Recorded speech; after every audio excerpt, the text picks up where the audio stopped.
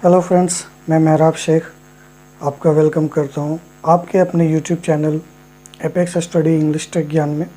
दोस्तों, आज मैं आपके लिए जो नया वीडियो लेकर आया हूं, इसका नाम है ग्रुप ऑफ वर्ब्स। आज हम लोग मेन वर्ब्स के बारे में कुछ खास बातों को समझने की कोशिश करेंगे, जिसके अंतर्गत आपको ये बताऊँगा कि जो मेन वर्ब्स हैं उनको 3 कैटेगरी में बांटा गया है, 3 ग्रुप में बांटा गया है। वो तीनों ग्रुप्स क्या हैं उनको एक एक करके मैं बताऊंगा, और उससे रिलेटेड जो भी क्वेश्चन आपको जो एग्ज़ाम्स में आते हैं वो आपको बनाने में बेहद आसान हो जाएगा। तो अगर आप मेरे वीडियो को पूरा देखते हैं तो आपको सारी बातें अच्छे से समझ में आएंगी, और अगर आप स्किप करके देखते हैं तो एक कहावत है, आधी जानकारी खतरनाक होती है, तो फिर आगे आप समझदार हैं। ठीक है, तो इससे पहले कि मैं वीडियो को शुरू करूं, अगर आपने मेरे चैनल को अब तक सब्सक्राइब नहीं किया है तो प्लीज़ सब्सक्राइब कर लीजिए।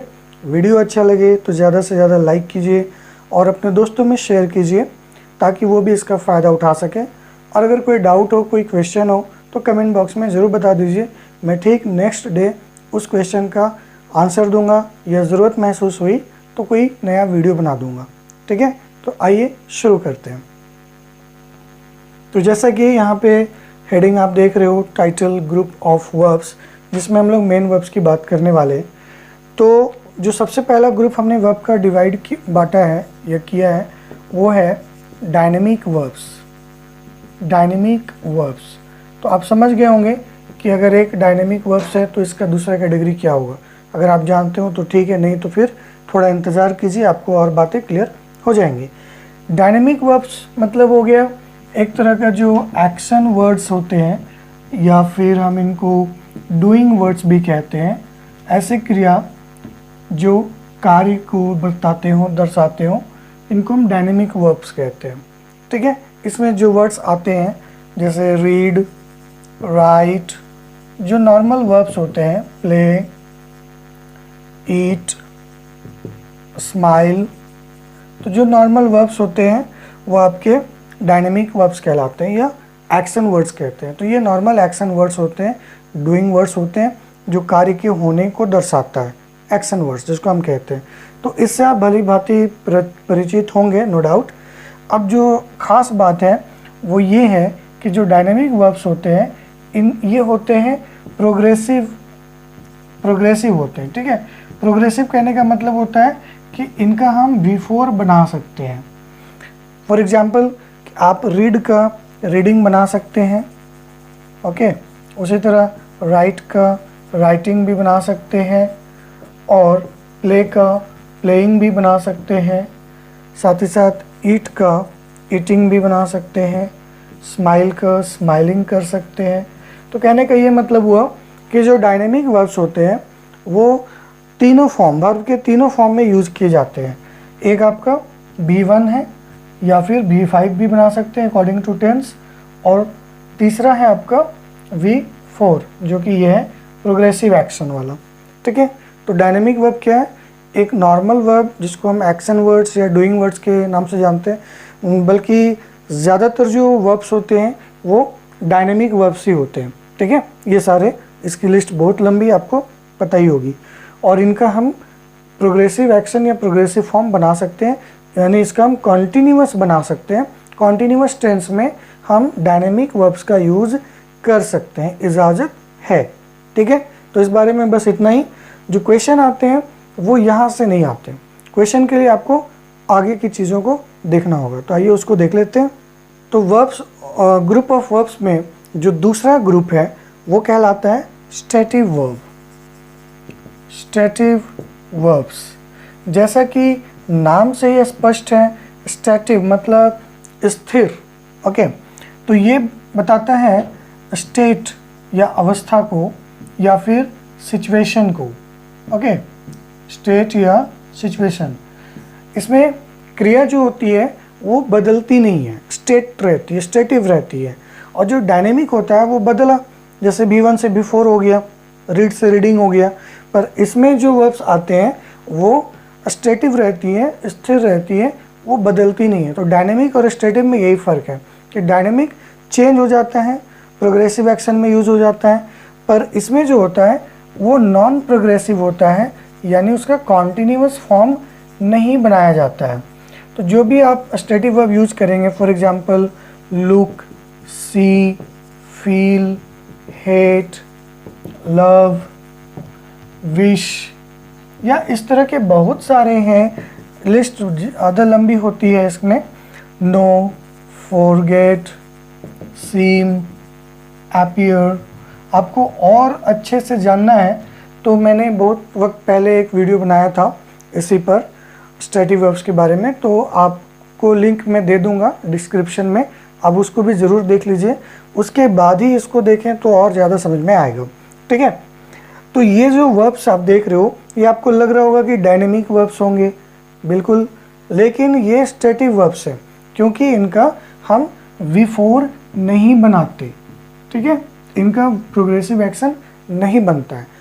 पर अब ये मेरी बात सुन के आपके दिमाग में, कुछ स्टूडेंट्स के दिमाग में आ रहा होगा कि हम इसमें से हर एक वर्ड का ING लगा के सेंटेंस बना सकते हैं। जी हाँ, कहीं ना कहीं आप भी सही हैं, पर वो कैसे, इसको जानने के लिए आपको थोड़ा इंतज़ार करना होगा, मैं आपको आगे बताता हूँ। फिलहाल मैं इससे बनने वाले क्वेश्चन की बात कर लेता हूँ, या देख लेते हैं कि कैसे हम इनका V4 नहीं बना सकते। तो फॉर एग्जाम्पल, अच्छा, इसमें और भी वर्ड हम ऐड कर सकते हैं, ओनिंग, लाइक OWN, ओन, या हैव भी ले सकते हैं, पजेस भी ले सकते हैं। तो ये सारे वर्ड हम लोग यूज कर सकते हैं, हैव, पजेस, ओन, लुक, सी, ठीक है। लिस्ट अच्छी खासी लंबी है, आप देख लेंगे, कहीं बुक वगैरह में मिल जाएगी। अब जैसे अगर हम क्वेश्चन बनाना, क्वेश्चन के रूप में देखेंगे तो यहाँ होगा I am owning a house, ठीक है। क्वेश्चन कह रहा होगा कि मैं एक घर को ओन कर रहा हूँ। जी नहीं, ओन कर रहा हूँ नहीं, ओन मतलब क्या होता है, किसी चीज़ को अपनाना या वो उसके अधिकार में होना, ओन करना, पजेस करना। तो ओन यहाँ आप देख रहे हो कि ये स्टेटिव वर्ब है, और स्टेटिव वर्ब का ING फॉर्म नहीं बनता है इन नॉर्मल कंडीशन, इसलिए ये ओनिंग नहीं होना चाहिए। अब जब यहाँ ING नहीं लगेगा तो यहाँ M भी नहीं लगेगा, तो कुल मिलाकर ये प्रेजेंट में चला जाएगा, और प्रेजेंट का सिंपल फॉर्म यानी सिंपल प्रेजेंट टेंस में जाएगा, तो ये हो जाएगा ओन, ठीक है। आई ओन, अगर यहाँ ही होता तो ही ओन्स हो जाता, ही ओन्स अ हाउस, ठीक है। तो आई ओन अ हाउस होगा, ना कि I am owning a house होगा। अनदर एग्जाम्पल देख लेते हैं।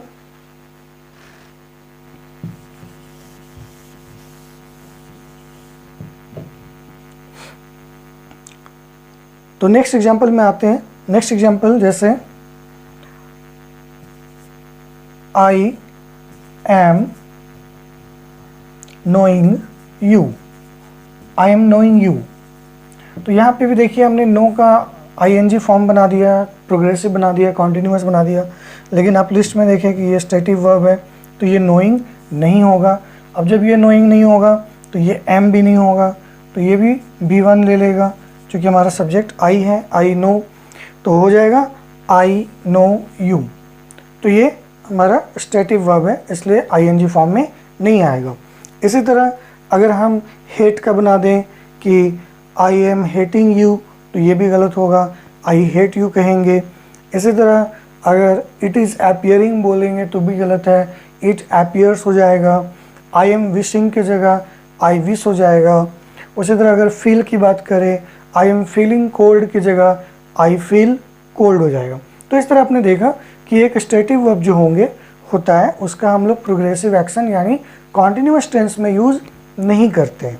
अब जो कन्फ्यूज़न होगा आपके दिमाग में कि हम इसमें से सब का ING लगा लेंगे, लव का लविंग कर देंगे, हेट का हेटिंग कर देंगे, बिल्कुल आप कर सकते हैं, लेकिन वो तीसरी कैटेगरी में कर सकते हैं। तो वो तीसरी कैटेगरी का वर्ब क्या है वो देख लेते हैं। ओके, तो हमारा जो तीसरा कैटेगरी वाला ग्रुप वाला वर्ब है वो कहलाता है मिक्स्ड वर्ब। एक हो गया डायनेमिक, दूसरा हो गया stative, and third is mixed.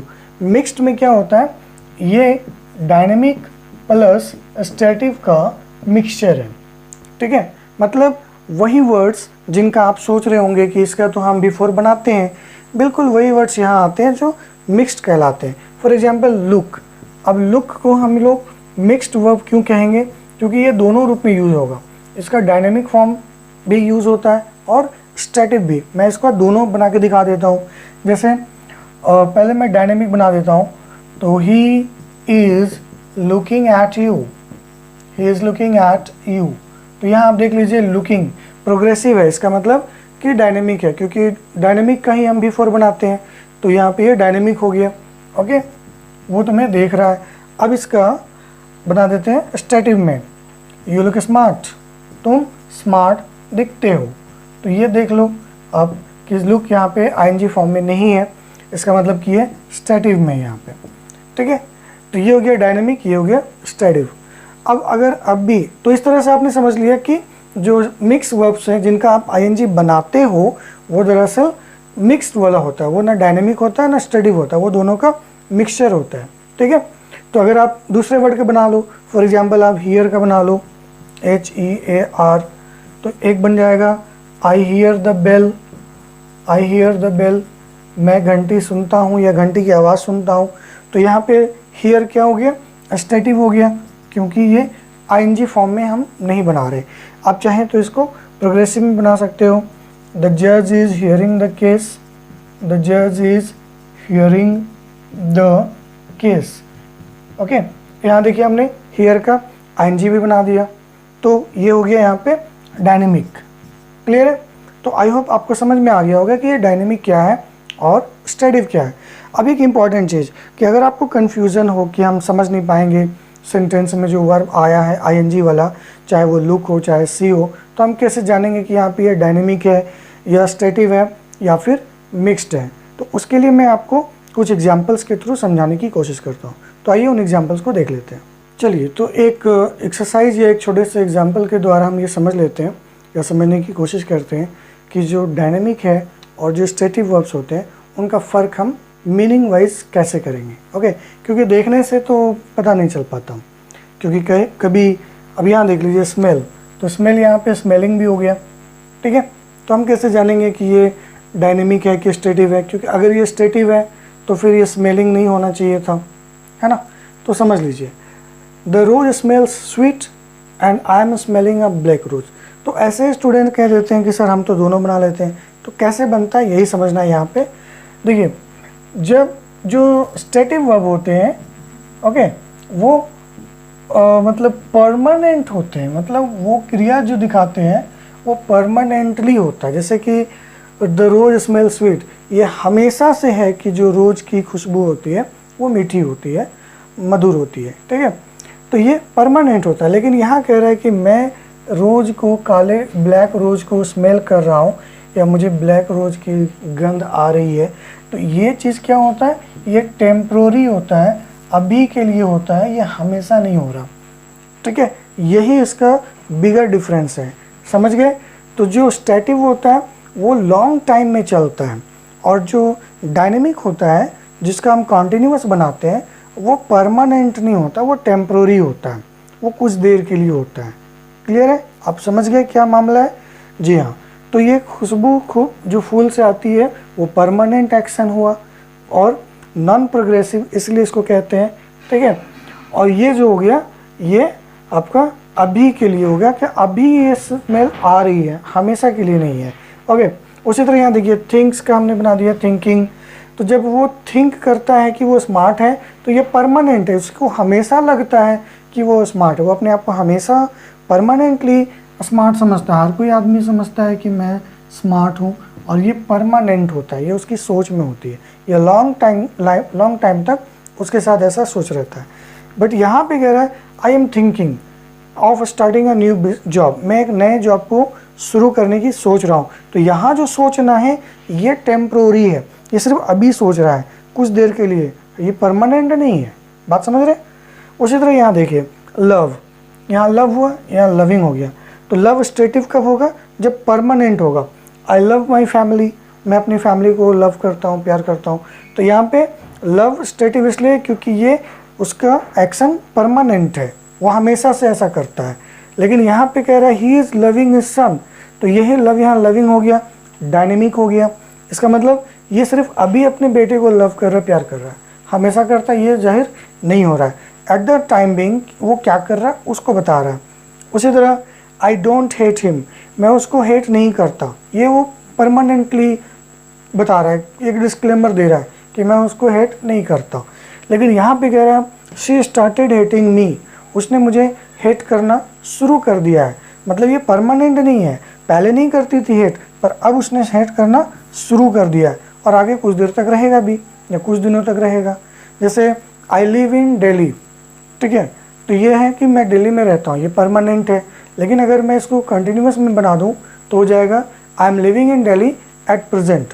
तो आई एम लिविंग ये हो गया आपका डायनेमिक, क्योंकि ये टेम्प्रोरी है कि मैं अभी दिल्ली में रह रहा हूँ।